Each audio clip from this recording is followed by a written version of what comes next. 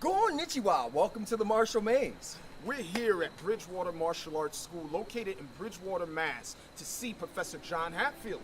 Now, for those that don't know, Professor Hatfield began his martial arts training at the ripe old age of 9 years old in Chinese Kempo.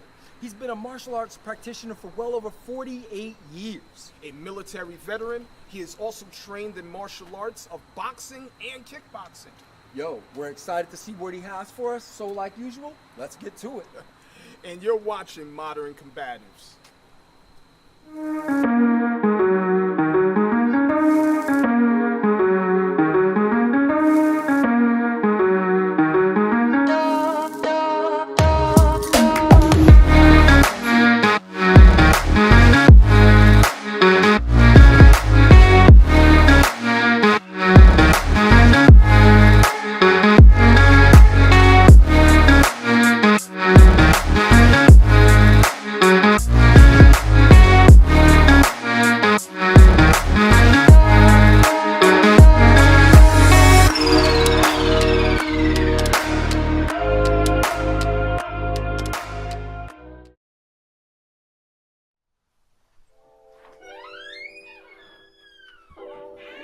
Hey, what's going on? Wow, welcome to the Martial Maze.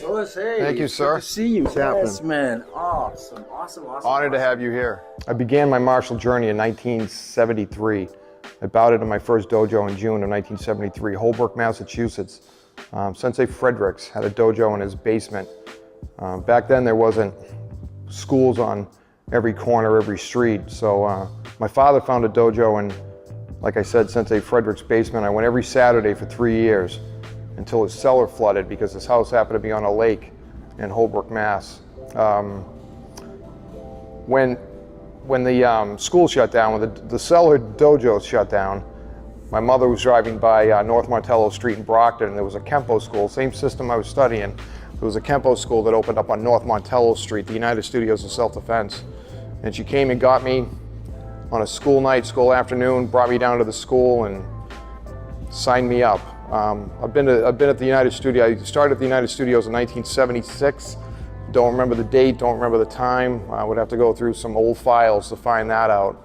But that's when I really got a love for it. It wasn't just 1 day a week. I was at the dojo 4, 5, 6 days a week. And the days that I wasn't at the dojo, I was in my backyard practicing, or my basement. I can remember my father getting mad at me. He'd come into my bedroom at night at midnight, and I'd be working on techniques at midnight when I was supposed to be up for school the next morning. I'm not suggesting anybody out there do that. To the younger population, make sure you take time for yourself and have more of a balanced life. You know, it's great to be here. I always forget how far of a drive it is to actually get here. I know. So we're definitely glad to be here. So what are you gonna have for us today? I mean, we're gonna do a small lesson on Kempo. We're gonna fill you guys on what I've been doing for the last 48 years, what I've been really trying to do for the last 20 years, and hopefully I'm getting it right. All right, man, that's awesome. Yeah, so, again, for those that don't know, or if you missed the beginning, which shame on you if you have, we already explained that today we're going to be learning a bit of Chinese Kempo. Professor Hatfield, you've been doing this for 48? 48 years, 1973, yeah. 1973, man. I'm that old, yeah, I know. But you don't look that old. Not Thank yet, you, sir, anyway. thank you. All right, so. Another reason for staying in the martial arts, I guess, right? All right, so let's get on to it. Bridgewater Martial Arts is dedicated to preserving Chinese Kempo. Founded 26 years ago by Grandmaster Shawn Gallagher, now the day-to-day operations are done by Professor Hatfield. I gotta tell you, not sure what we're gonna see today, but I'm definitely pumped for it. Had to gear up for this episode. It's kind of funny being in a Chinese Kempo school wearing a judo gi. But it is what it is, and I'm here to put in some work.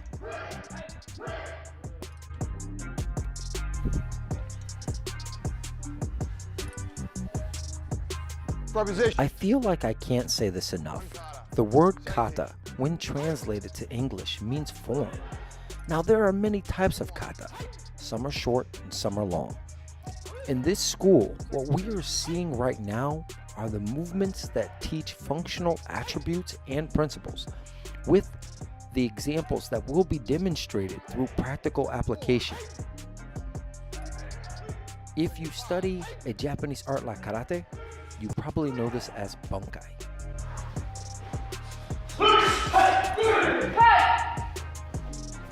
Slide up. Segment 6. Hey! Slide up. Segment 7.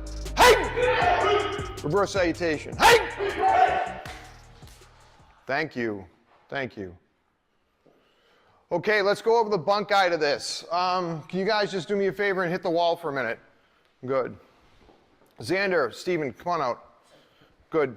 Okay, we're doing the form to make sure that we're checking our backside, because you guys know in real life, people don't come one-on-one. This is not a sport. This is a combat art.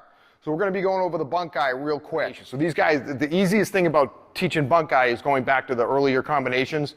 In Kempo, we're humble.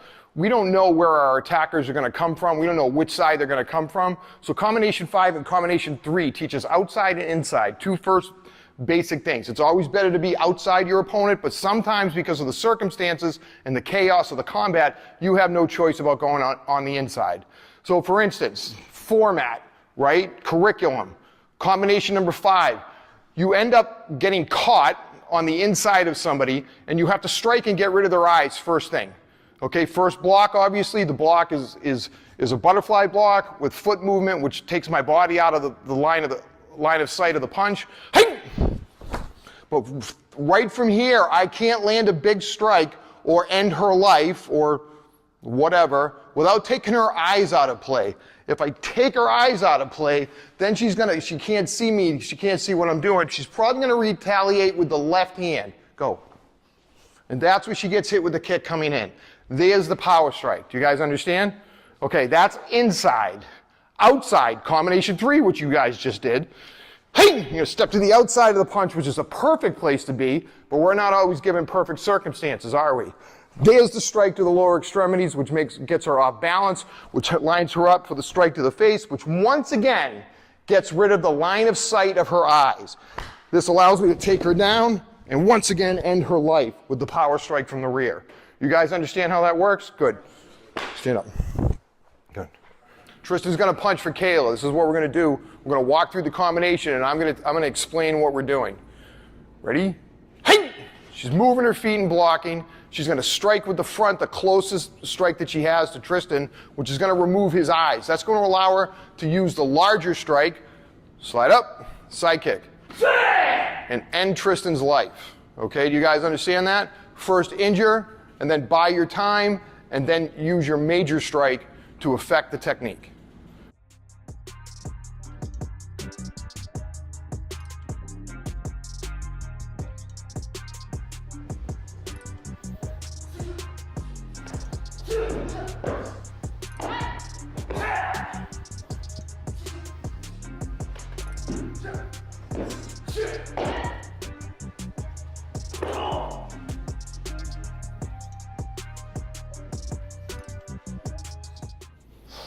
Combination number 3.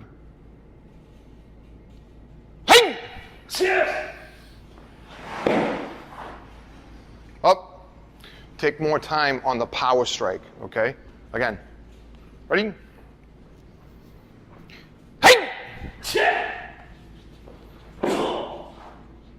Up. Hey!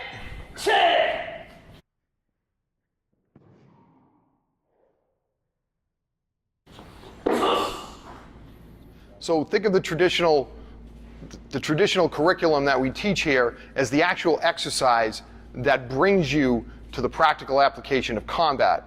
It's all done in a safe environment. That way you can utilize your body and proper body biomechanics to actually utilize in the chaos that is combat. So let me grab somebody real quick, and I'll show you combination number 5, or at least the theory of combination number 5, and combination number 3 as it applies to street combat. Xander, come on out. Xander, face me in a left fighting stance like you're going to clock me with a street punch from the right hand.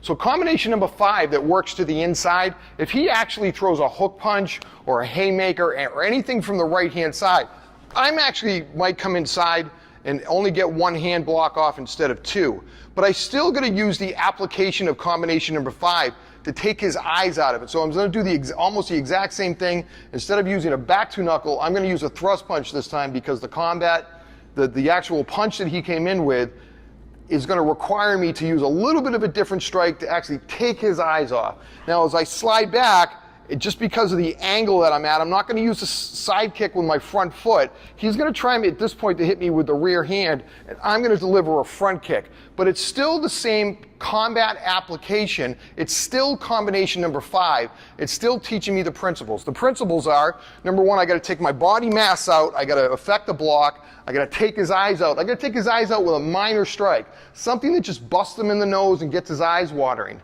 But it isn't over. I have to either hurt this person or disable this person.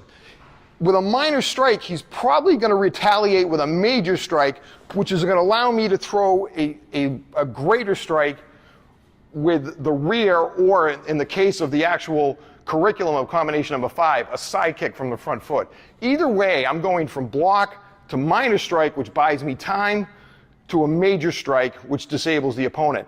That is combination number 5, just in a different scenario. Looking at this one more time, paying careful attention to the principles that are being applied. We'll see this again in real time. At this time, Uki, me, made an attempt to grab.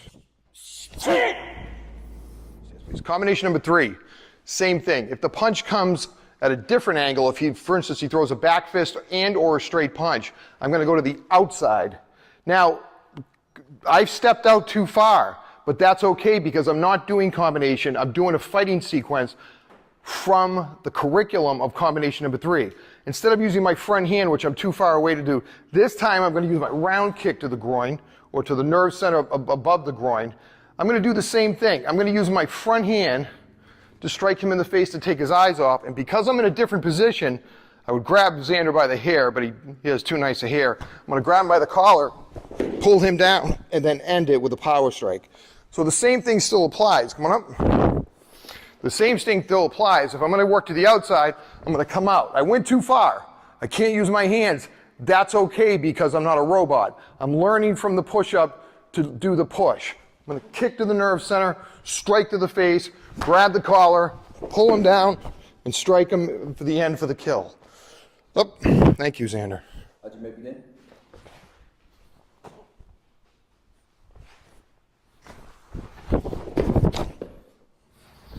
Note, whether it be by leg strike or by punch, the principle still the same. Either way, what we practice in combination number 3 was stepping to the outside and using ourselves to the outside, which is perfect position to be in.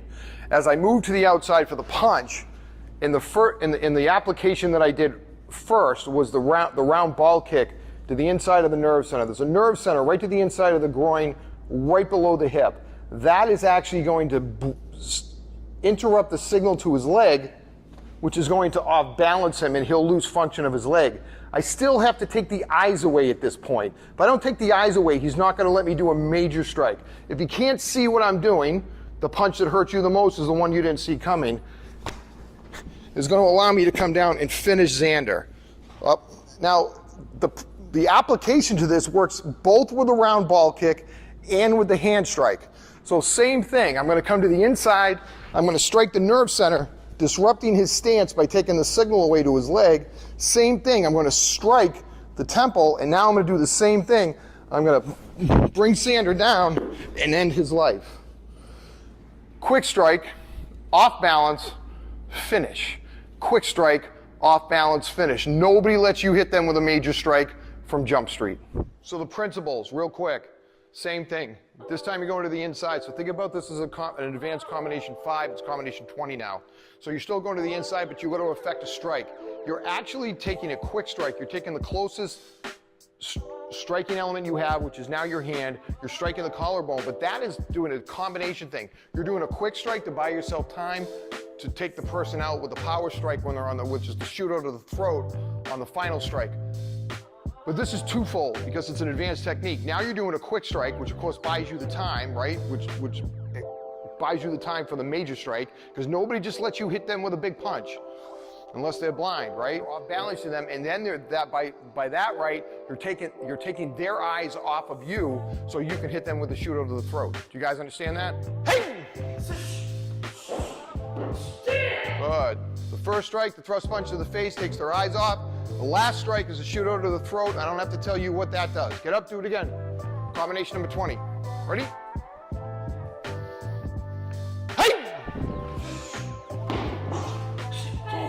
Up. You guys see the effectiveness of the quick strike, which off balances the person, which allows you to take them down to the ground, which allows you to finish them. And I keep saying kill, but it might not necessarily be a kill. It just may be a finishing strike that keeps them away from you. Ready? Hey! Nice job, ladies and gentlemen. Up. Hey!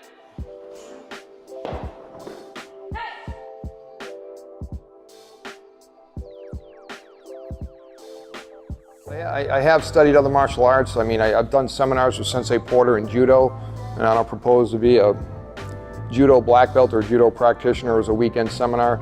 But the biggest, without a doubt, one of the biggest influences in my life was about 22 to 23 years ago.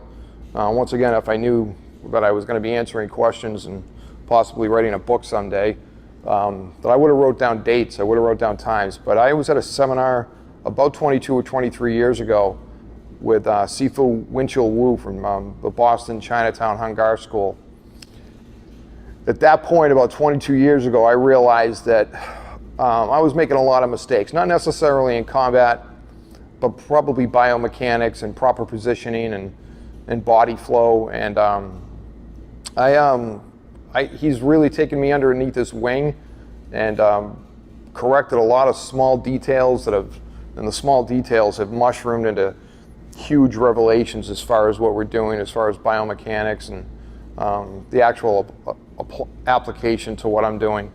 The really wonderful thing about Winchell Wu, Sifu Wu, is that he didn't ask me to throw away my Kempo because there's truth in my Kempo. It's just the truth in my Kempo happens to be 500, 700, 800 years ago to its roots in China. So when I started improving my Kempo through his teachings and quite frankly, a lot of his teachings were over lunch. It was just conversation, but I started really taking an in-depth look at what I was doing. Myself and my instructor, Grandmaster Gallagher, we were humble enough to, even after decades of studying, we were humble enough to recognize, and I really don't want to use the word mistake because nothing's a mistake. It was just improvements upon what we were doing. But definitely the biomechanics. The Hung Gar was a 5-animal system at the Shaolin Temple. We teach Chinese Kempo, which of course has separated itself by a few centuries, and it's still the 5-animal system, and I believe strongly that the answers are in the past and not in the future. I don't believe that I'm good enough, intelligent enough, or skilled enough to cut off what I'm doing and just create something on my own. My philosophy was, and I use this term a lot, reverse engineering.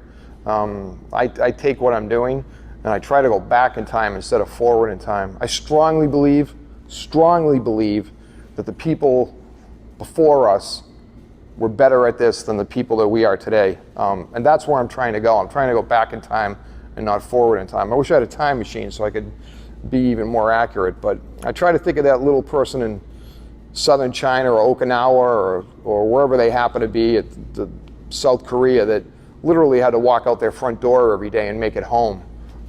They defended their life more than we ever will. I mean, they were perpetually in a defensive posture mentally and physically and culturally more than we ever will be.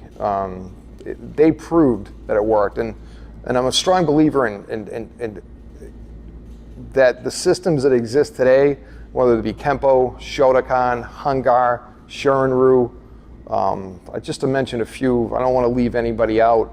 The fact that they're here today is because somebody survived centuries ago to teach and the lineage kept going. Everybody keeps asking, why is lineage important? Well, that's the reason why lineage is important. Lineage is important because the people before you made improvements on your technique or your martial thought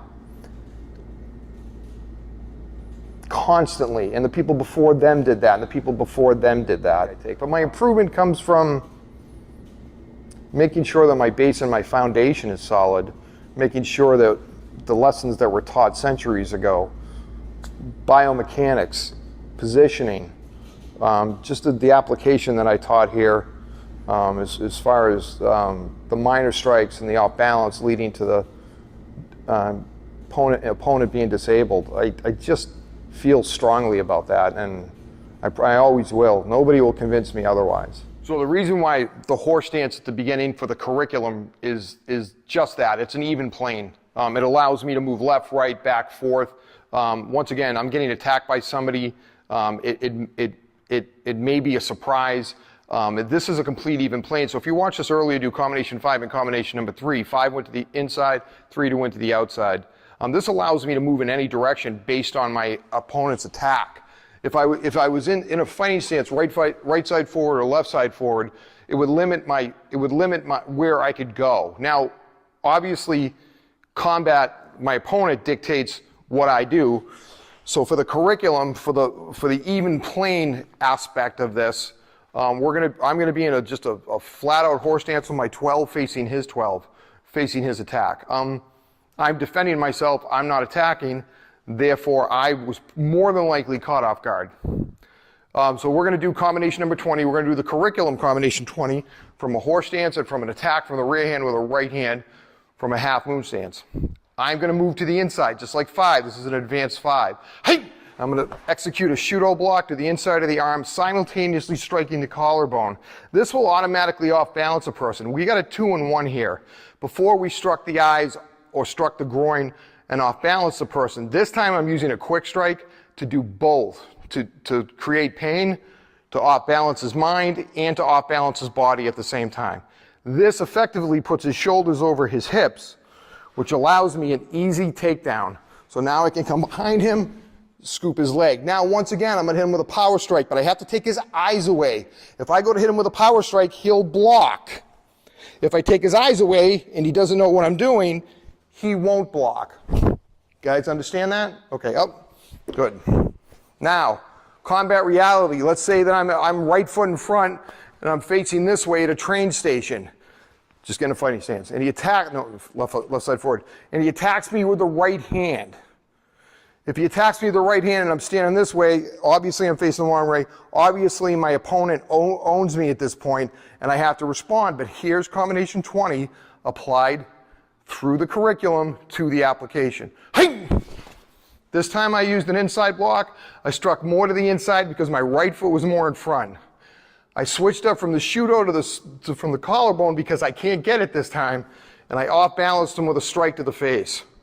There's my off-balance move, and there's Steven off-balance. That effectively allows me to take him down. Because now I didn't have my 12 facing his 12, I had my right side facing him, or my 3 facing his 12. Now can take him down. It's just going to be a little bit different. Instead of an arm lock at a takedown, I'm going to hold his gi, keep him off balance, and then take him down. Once again, I still got to take his eyes away. That allows me to hit with the shudo to the throat to end the attack. Thank you, Steve. So let's go to the beginning. First of all, avoid all these situations to the best of your ability. If you're put in a situation, if you're allowed an exit, if you're allowed to walk, walk. If you're allowed to negotiate, negotiate. But when all else fails and you have to actually engage your opponent, then this is what I'm talking about. This is the actual line that I'm talking about. So I've done everything. Unfortunately, I found myself in a position. I tried to negotiate. I tried to exit. I tried to leave. He's not allowing me. I can't turn my back on somebody with a knife. I'm 57 years old. I can't run from somebody with a knife. So now we're going to go to the actual. We're going to cut to the actual point where I don't have an option.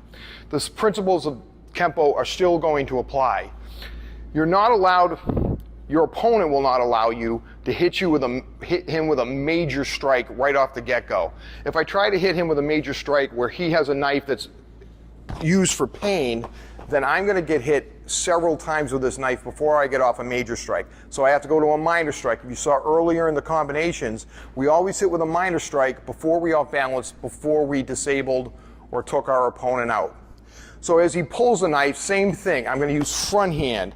I'm going to actually hit the nerve centers to the wrist and to the forearm to create pain. I may have to do this several times to create pain. When I create pain, I'm going to off balance his mind and off balance his body. Once I do that, once I create pain, and we'll do this again, come back at me and we'll go slow. Comes in, there's the pain, there's the pain, there's the pain. Now this is him doing multiple strikes with the knife because it's a bladed weapon.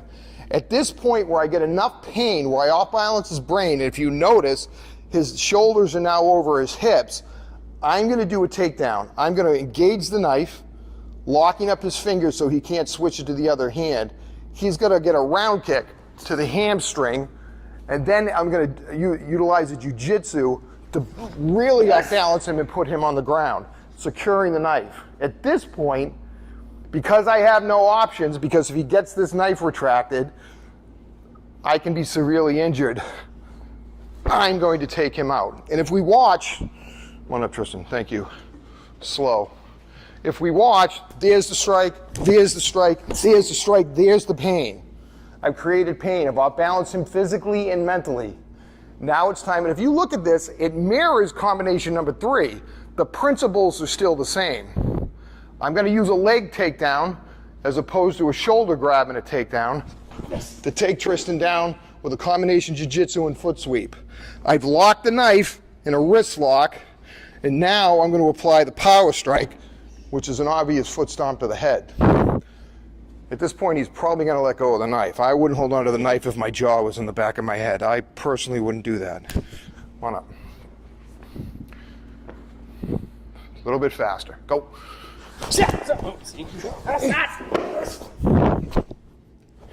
And if you notice, on the second quick strike, because we're going a little bit faster, the pain that I inflicted actually got him to release the knife, and his hand's shaking a little bit. I apologize for that. And that's the principles of Kempo applied to weapons, to at least knife. All right, my man. Thank you. Whoa, thank you.